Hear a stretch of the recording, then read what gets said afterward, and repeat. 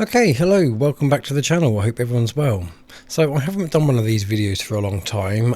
This was kind of what I did before I just started doing the daily videos and concentrate on the podcasts. So I thought, and thanks to Tina for sending me this clip. So I thought, sod it, let's do it. So this is a video and it's quite a lengthy video. I have trimmed it down and I will leave the full video for those that are interested in the video description. Today we are diving into the Great Norfolk Council debate on unitary authorities for those that are interested. And when I say debate, I mean an hour of councillors quoting medieval charters, Plato, and the American Civil War before all voting the same way. So grab a cuppa, because I'm about to cut through the waffle as best I can, in a tongue-in-cheek way, expose the nonsense, and just add a little bit of much-needed commentary here and there. Let's get into it. O God, our eternal Father, we ask your blessing on His Majesty the King and his government, and on the Mayor and councillors of this borough as they meet this afternoon. May wisdom guide those tasked with the reorganisation of local government, that they may seek the greater good of all the citizens of Norfolk.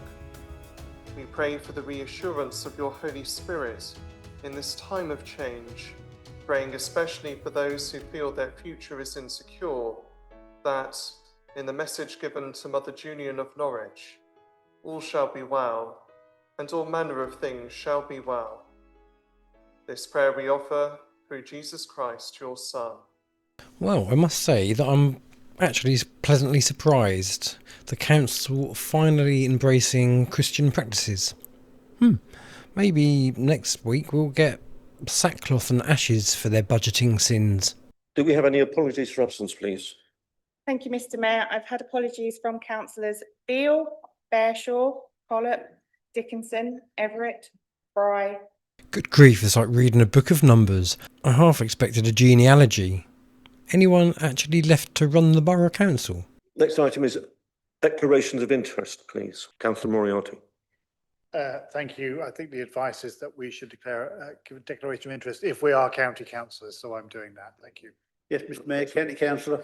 Yes, I'm a county councillor too. Is that Dave's mum? As well. That's a cool one. Also a county councillor. Is that everybody? Thank you. Ah, yes, the great confession circle. Forgive me, Father, for I am a county councillor. Truly riveting accountability, that. To the motion, which is to be presented by Councillor Beales, please. Thank you, Mr. Mayor. I propose the recommendations from 16th of September Cabinet, which recommends that this council endorses a 3-unitary model for local government reorganisation in Norfolk. And before moving on, Mr. Mayor, I would like to inform members that this morning our colleagues at Breckland District Council approved this proposal by a massive majority in about 30 minutes. I just thought I'd point that out, Mr. Mayor. LGR has been a massive preoccupation for this and other councils since the publication of the white paper in December 2024. I'd like to thank all officers and members in all of the 6 councils involved, as well as fellow leaders, for what has been a mammoth task, but one richly rewarded, I think, with the robust and sensible proposal before you. I've been at pains to always try and stress the positives of our case, but it is a fact that this is a competitive space, and there are proposals other than our own. The proposal that Norfolk can be governed from one single place over all of its 2,000 square miles and nearly 1 million people is, in my view, a nonsense. Spoken like the man who has never opened a Google Maps. Apparently, democracy evaporates if somebody has to drive more than 30 minutes. Of historic towns, villages and communities, not to mention the city of Norwich, and a nonsense in terms of finance, which we've heard so much about from others. Biggest is the only way, they say, but there is no factual or academic underpinning of the benefits of scale. It is just not there. And as before, I would point to the largest local authority in Europe, not just this country, in Europe, Birmingham City Council, with over 1.1 million people, which effectively went bust in September 2023. Nor can I see as credible that reorganisation can be achieved in 1 year, as that model asserts. What it does is underline the belief that the county council can simply absorb the districts and carry on as usual. No one is going to take anyone over, and it's really important that's understood, because these will be new authorities with new elected memberships and new officer teams yet to be recruited in the senior levels. Translation: same old faces, different lanyards, bureaucratic reincarnation at its finest. And anything that hinders that has to be tackled, and that needs tackling. That culture of we'll take over them, they'll take over us. No. Carrying on as usual but bigger, as some would propose, would be a disaster, and as shown by the woeful financial track record, with huge overspends, massive debts, and the money spent arguing with parents. It all speaks for itself. I'm also deeply troubled that whilst no fewer than 269 councillors get to vote on our proposals, County Hall 84 get to talk about it, but only 10 get to vote. That's a dreadful portent of how a single county unitary is envisaged to be run, in my view. And turning to a two-unitary model, again, it is envisaged that reorganisation can be done within a year, and as before, the complexities, in my view, make that a nonsense. But not only that, apparently tens of millions can be saved immediately in that first year from budgets such as children's services by demand management, no less than 8% of the budget. Demand management, an innocent phrase, but one that means people's services will be cut off at the knees with little notice. How else could they do it in a year?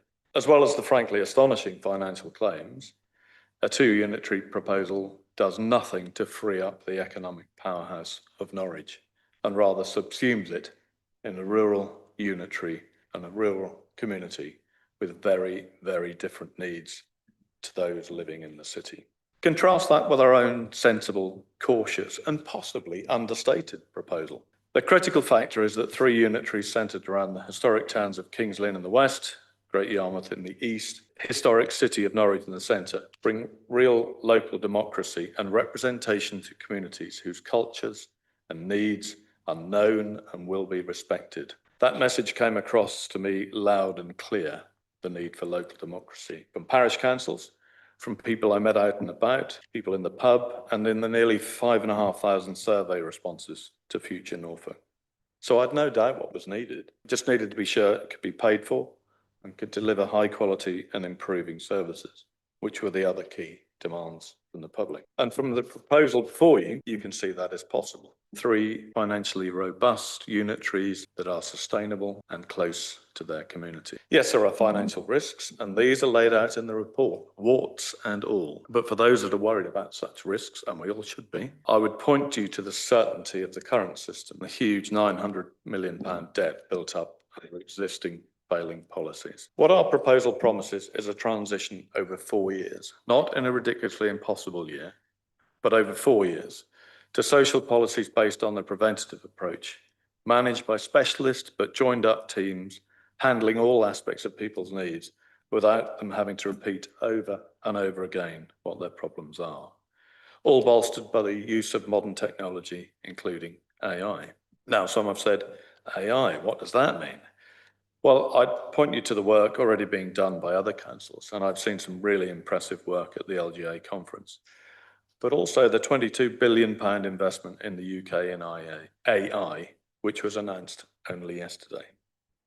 And this week's news story that medical researchers have used AI to analyse people's medical data and predict future conditions as far as a decade ahead. Ah, yes, brilliant. Let's get AI running the borough council, shall we? Norfolk Council. After all, nothing says democracy like being governed by ChatGPT with a clipboard. And I don't actually think that many people would trust AI to govern their health when we have people like Elon Musk and Bill of the Gates. An exciting way forward, a way forward that respects local democracy. A way forward that is financially robust. I ask you for your support. Thank you, Mr. Mayor. Do you have a seconder, please? Councillor Will. I'd like to second that, reserve my right. Reserve your right.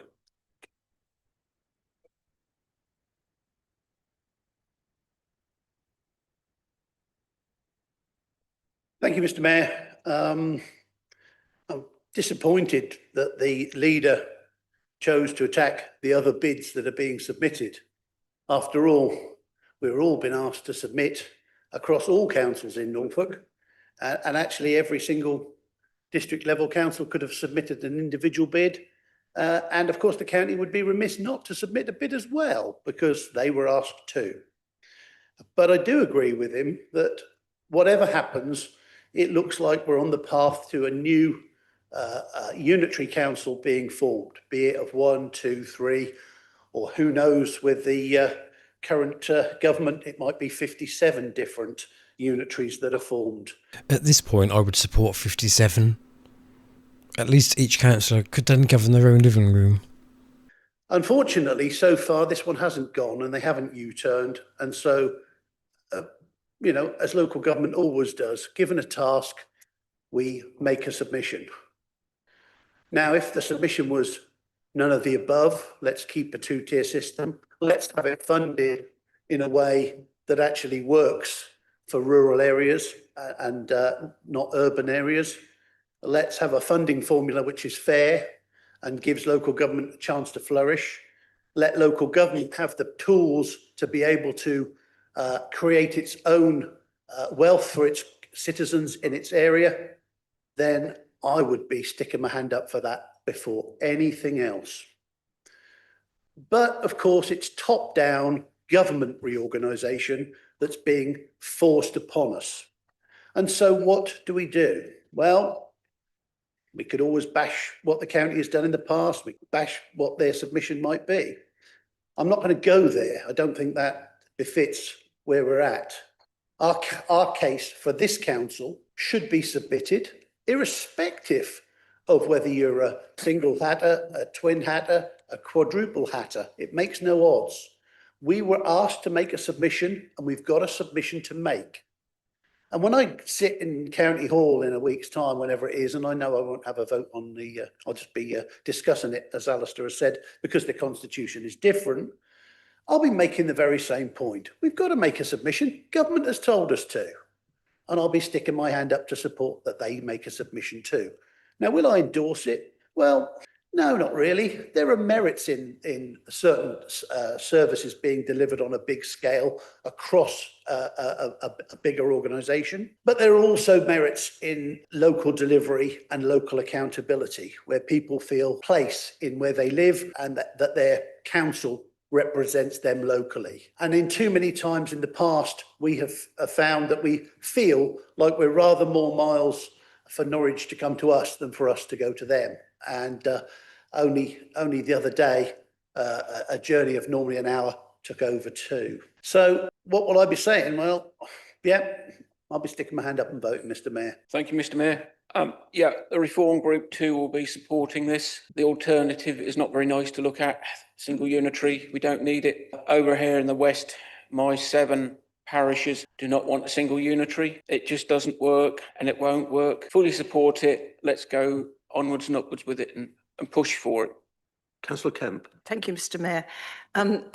Well, in the Progressive Group, we have a free vote, and I will be supporting this.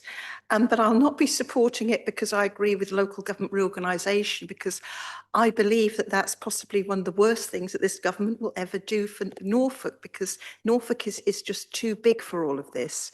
We need a strategic authority for things like children's services, adult social care and transport. We need local councils in the towns, the market towns where we've always had them. In Kings Lynn, we've had local government here for 800 years. In fact, we have the right to self-government by royal charters, at least two, 1204 and 1530 and 1525. And I think we need to remember that. We need to be visible and local in our communities. This is what local government should do. Yes, thank you, Professor Bede.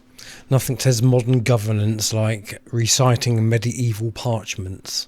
We've got to represent concerns, because these reorganisations, they do not solve the financial problems of councils.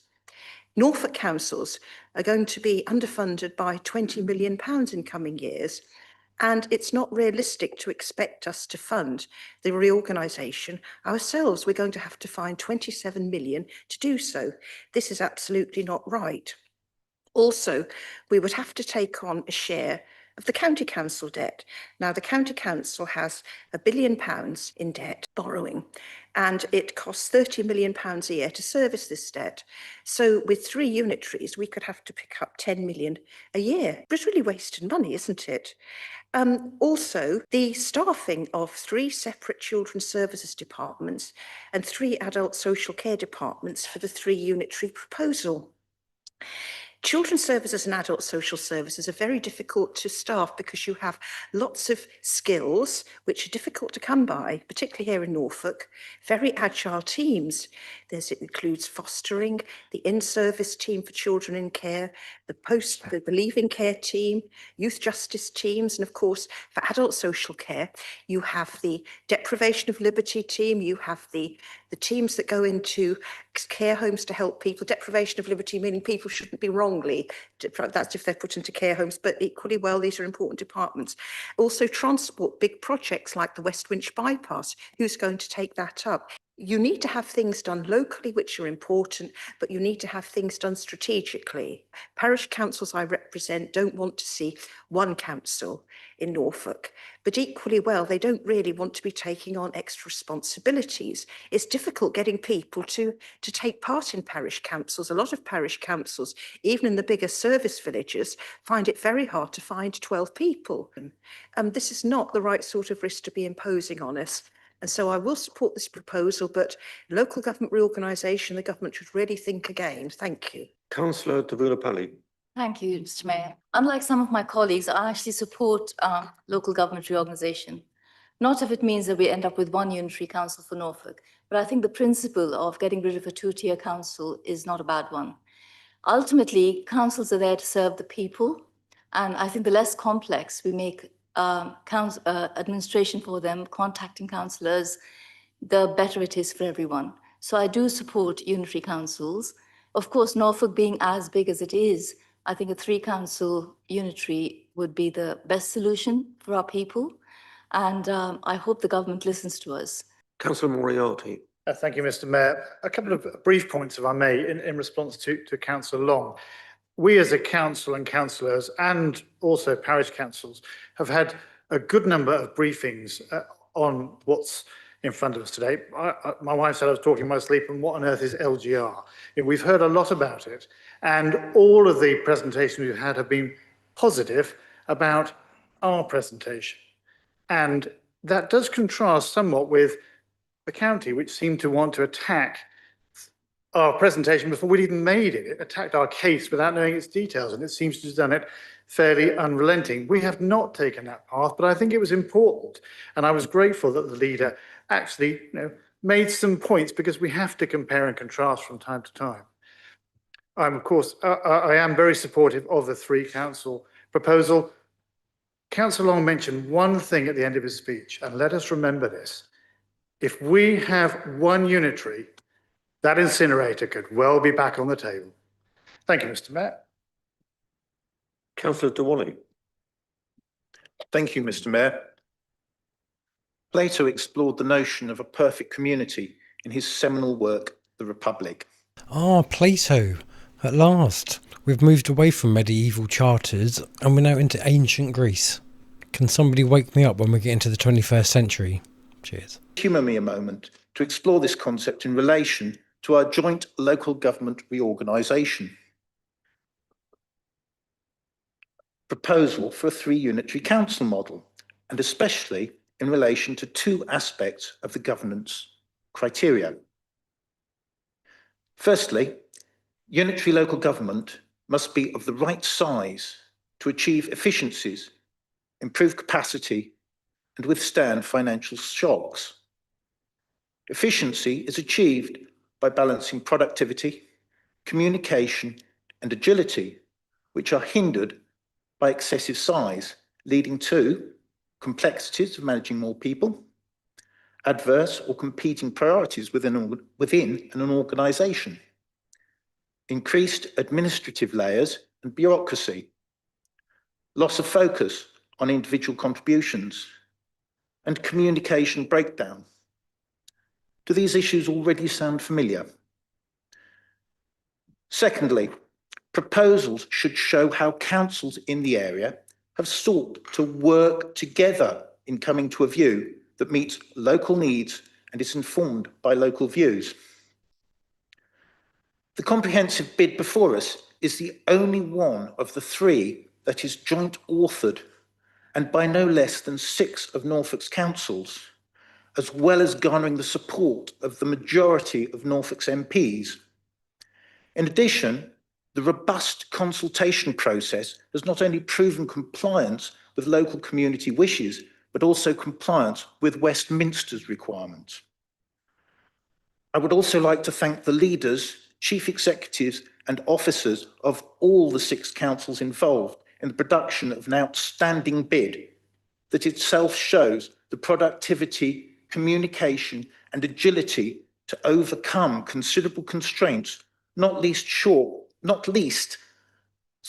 in such a short timetable.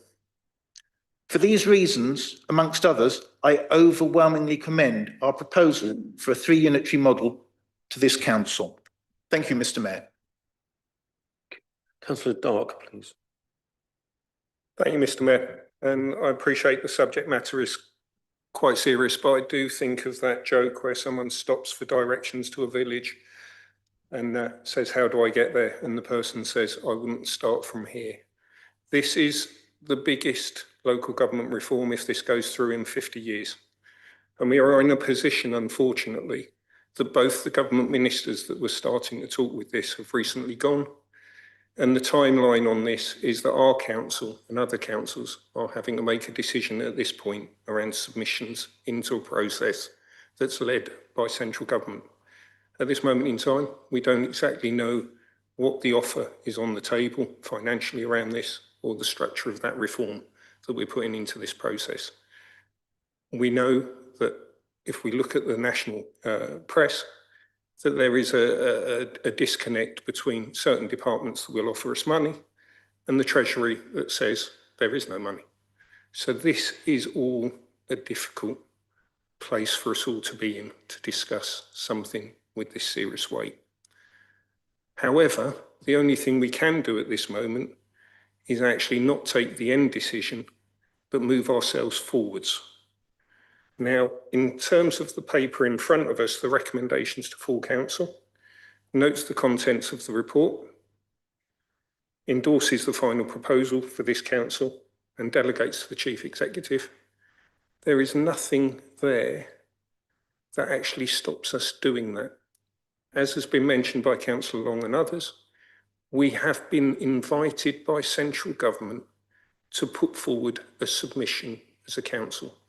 And I commend the work done by the chief exec and others, Alistair in particular, to actually get us to this point. But there is nothing in that recommendation that we can't support, because if we don't put in a submission, which is one of the options, then nothing would get considered by the government at the next stage. So for me, I feel that I can support this. I don't feel that I've got a conflict of interest with county, because if we don't put a submission in, ultimately, the government ministers that will be making the decision on this that suits them, whoever they may be, will not have a submission from West Norfolk. So I'd come back to what we are talking about in this debate, and I've heard some comments around county council and us and various other things in the debate. The reality is we need to wake up that if this goes through, there is no county council and there is no borough council. There will be an entirely new entity, whether it's 1, 2 or 3. But the reality is We've got to carry on playing into the game which is being dictated by central government. So we need to put a submission forwards. So I am quite happy to support the 3 recommendations because we need to get that in place. Thank you. Councillor Joyce, please. Thank you, Mr. Mayor. I look at this in a little bit in the way that when the Confederate Army left Atlanta, what did they leave behind? It's a bit like when the Ginger Growler left the government, what did she leave behind? Wait, Norfolk Council compared to the fall of Atlanta. That's it, we've officially gone off the rails. Next week, Gettysburg reenactment in King's Lynn. Where is the delivery of the service, which is far more important to the person on the end of the service receiving it? That's where it counts.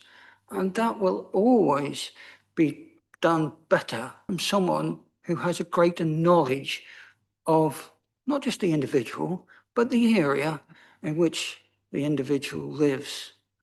And so, while this is very much mirrors 30 years ago when John Major was in government, it is the best that can be put forward simply on delivery.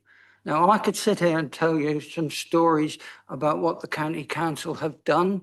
They would not be nice stories as far as the county council is. Shocking revelation there. Part of the world do feel as though they are alienated from the county council. Now, I will give credit where credit is due. I'll call it the way I see it. And I would say that when he was leader, Councillor Dark did try to build bridges with the county council. And in many respects, he was successful. The reason that I will be supporting Councillor Beals's proposal is simply on the delivery. Thank you, Mr. Mayor. There's been a lot of talk of sort of top-down enforcement, and I mean, you know, it is hard to argue against some of that. Although I would just stress that if you think about Britain as a polity, we are very Westminster dominated, and we have been for over a century, if not longer. So unless you were going to have a wholesale change in our entire governing system, I think local government is always going to be very dependent on what central government does. But overall, I would say the process has, I think, gone very well, and I've been very happy with, the engagement of this council and the leadership and the officers. And I think they've also done a very good job at trying to take members and the public along with us. The survey for the free model option had an impressive, not huge numbers, but compared to the county one, quite large numbers. And particularly in the borough, I think 800, 900 people did it, which is pretty good out of 5,000 across Norfolk. So I think overall, even if everyone hasn't been fully keen on this, I think certainly, along with several other colleagues who have spoken before, that actually unitary councils do really have potential. So overall, I think process has been a positive one, and obviously we should be voting for this recommendation. Thank you. As a Liberal Democrat, I believe local decisions should be made locally. A shocking revelation there. A Lib Dem supporting localism. Hold the front page. That principle underpins my support for this submission for 3 unitary authorities. While I would personally have preferred 2 authorities as the ideal balance between scale and accountability, that option is not before us. The proposal before us represents a practical and positive step change towards bringing decisions making closer to our communities. I'm particularly encouraged that under this model, West Norfolk will have a stronger voice and greater opportunity to influence decisions. Translation, they'll still ignore you and call you vexatious, but just with a shinier letterhead. For too long, parts of the West have felt overlooked, and this structure offers a real chance to address that.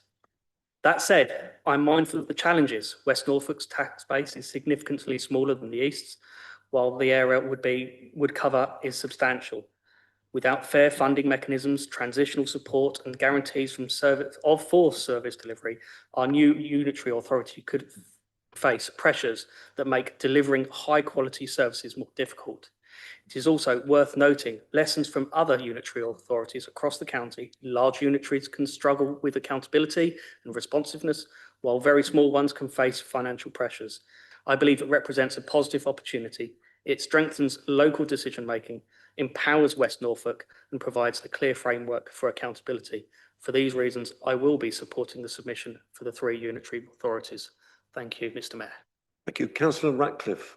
Thank you, Mr. Mayor. I agree with colleagues who found this a frustrating timing for this organisation, this local government reorganisation to come forward.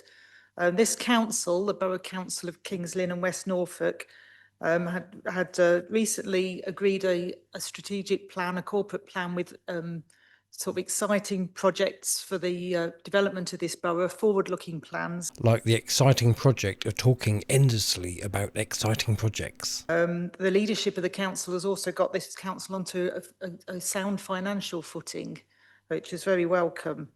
So it's frustrating that this local government reorganisation will interrupt those the development of those plans and projects, but we hope that whichever unitary authority comes after this council will be able to continue those, in part due to the amount of work that's been put in place already to get those get projects ready. I'd particularly, as with my colleagues, like to commend the work that the council officers have put in, not just for our proposal for the 3 unitary solution, which the officers in those 6 councils have been working on, but also the other 2 proposals. Officers have worked hard to provide all the data on the local areas and their proposals, and all of that data will help to inform the councillors who do become elected to the new unitary authority or authorities in whatever form they take. This information will be vital to try and steer those organisations in a positive way for the residents. And after all, we're all here to do the best for our residents and trying to provide council services within our remit as best we can. So I do support the 3 unitary proposal as we have to go through this process, and I hope that it goes forward in that guise. Thank you. Thank you. Councillor Jones, please. Thank you, Mr. Mayor. I'd like to also commend all the officers and the work they have done, but I think what we should also look at is the way that this council has decided to roll up its sleeves and work with other councils to try and get this proposal together, to work with other councils, no matter what political background they are. Well done, everybody. Well done. You've just reinvented cooperation. Next week, the wheel. And bigger and better. So I fully commend this and thank all the officers and our leader for the hard work that they have put in. Councillor Hennigan. This is the Labour government delivering on a pledge. I mean, I, for one, really welcome this opportunity for reorganisation. I think this will bring more power to West Norfolk, not less. And I think it makes the system a lot easier for residents. And that's who we're actually elected to serve. I mean, I previously lived in a unitary. Council systems were so much easier. I was somewhat confounded by the multi-system that we've got here in West Norfolk. So I'm very pleased to see this change. I mean, at the end of the day, residents' priority is about getting good services. And I don't think a lot of them really mind how that's delivered to them. I mean, this was very much a Goldilocks choice, I think. And I think that we've got 1 unitary is too big, 2 unitaries is, well, not quite right. And 3 is probably just perfect, really. So, the Goldilocks doctrine of governance. Soon we'll be consulting fairy tales on fiscal policies. And I'm very happy to put my support behind this. Councillor Rust, please. Thank you, Mr. Mayor. And I will join everybody else and echo the thanks to the officers. They've done a marvellous job, as has our leader. I was, as many of you know, against this. I didn't want local government reorganisation. I liked being a borough councillor. I wanted the opportunity to continue it. But when we are forced into taking action, it's incumbent on us who are voted to represent our people to embrace it and to try to get the very best out of it that we can for the residents that we support, the residents that we make decisions on. Political U-turns, faster than a Norfolk tractor on a B road. And so with that mindset, I decided that I too would embrace this change. And I actually do believe that our plan really will deliver, because after all, although financial savings are an important part of this, throughout it all is about service and system transformation. The business as usual model put forward by Norfolk County Council, it's not delivering already. So for them to take over the 1 in 5 services that we currently deliver, it's not going to be successful. It is unrealistic and presents savings which are unlikely to come to fruition. Ours is reasoned, it's rational, and it takes into account the needs of our residents and the needs of our area. Thank you. Councillor Coates, please. Thank you. Yes, I want to echo the congratulations to our leader and to the staff that have worked very hard. I'm sure it's in nobody's job description to have done this kind of work. So they've done extra work, different work, and they've done it very well. And they've come up with the right results, as has our leader, who's put over things, I thought, extremely well. And they've come up with the right results. As part of a continuing work that we've got to do, we put in this to government, but I think that we need to continue to sell this idea, this concept of the 3 unitaries. We don't want to sit back on our laurels. We want to continue to sell it throughout Norfolk and encourage the other districts to do likewise, to change the minds of people that 3 unitaries is the right concept, so that the whole of Norfolk believes this is the right thing to do. So we need to keep selling to local people.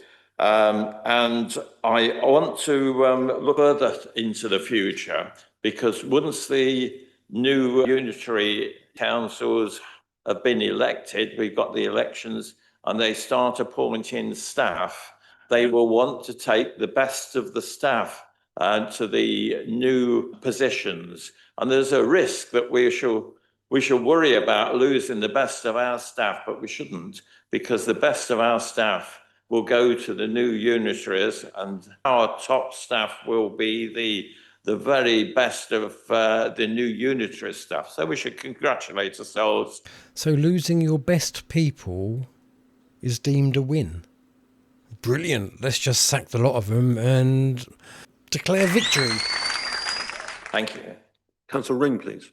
Thank you, Chair. I wasn't going to say too much, but just in order to extend our time so that we beat Breckland, I will say a few words.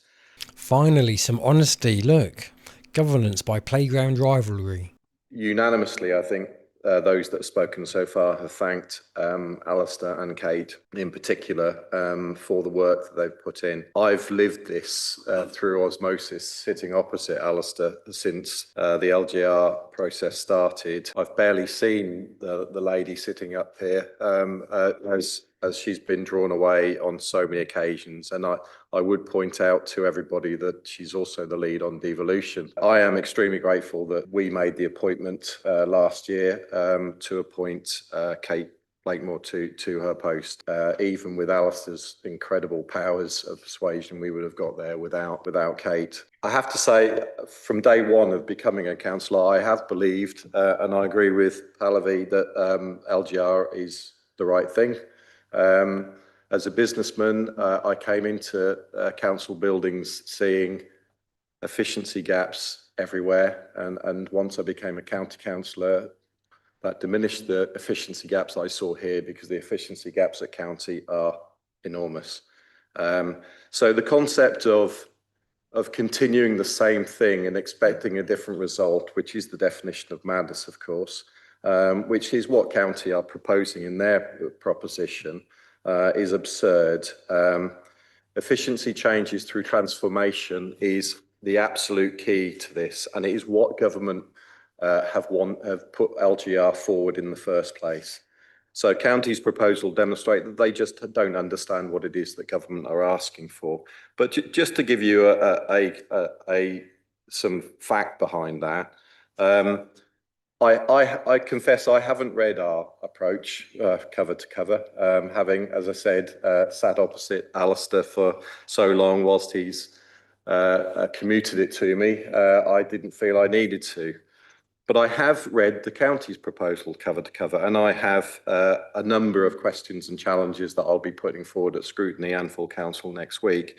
But let me just point out one thing. On page 155 of their pack, they refer to limited transformational savings from existing non-staffing county expenditure. So does that mean, highlight not, that their model is indicating there is little transformational change that is achievable with the proposed new organisation from their end, and that all savings will come from the districts? That really highlights further the point here that the county constantly talk about 85% of services that they deliver. No, they don't. They have 85% of the total budget being spent in this county with districts and counties together. So let's put that into context. If somebody came to me and said, I'm going to do one service for £850, and those people over there are going to deliver 50 services for £150, who's delivering the most services? This is either budget arithmetic or a dodgy pub quiz riddle. To set our budget using, if Michelle would have let us, set our budget using the entire amount of our reserve, we would have increased the amount of budget being spent. So we would have reduced in an instant the amount of services county were delivering. This concept of service, and here I agree with Councillor Joyce, this is about service delivery from our point of view. It may be about cost for the government, and I understand why it's about cost for the government. That's what they do. It is not about cost for us. What it is about service delivery for us. And there is no doubt, and I find county's proposal insulting to all of the hardworking staff in the district. The amount of time and effort that is put in by some of the councillors in this building and the councillors across the county for the allocation of allowances that are being given is phenomenal effort. And I applaud that. And I applaud that for all of those councillors. Hopefully those are the ones that will stand up for the new unitaries, and we will have a quality set of councillors delivering quality services to our constituents. What I will say, though, one final thing, you'll be pleased I'm summing up, is I will suggest and agree with Councillor Coates that we do need to keep talking about this until the government's made the decision. But please, can we let Alistair have a break and go to the States to see Poppy play hockey? Thank you very much. There you go, look, taxpayer-funded pep talks.